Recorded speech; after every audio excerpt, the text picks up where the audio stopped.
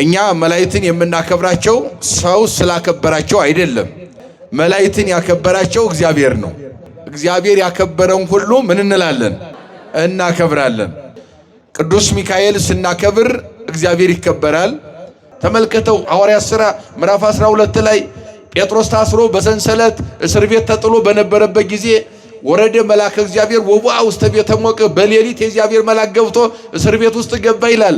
በር አልተከፈተም። ነፋስ ሰንጥቆ የሚገባ መልአክ በር መክፈት ሳያስፈልገው እስር ቤት ውስጥ መልአኩ ሲገባ እስር ቤቱ በብርሃን ተሞላ ይላል። ክብር ለእግዚአብሔር መልአክ ይሁንና መጽሐፍ ቅዱስማ ሚካኤል ሰንሰለት ይቆራርጣል። መጽሐፍ ቅዱስማ የሚለን ገብርኤል ሰንሰለት ይቆራርጣል።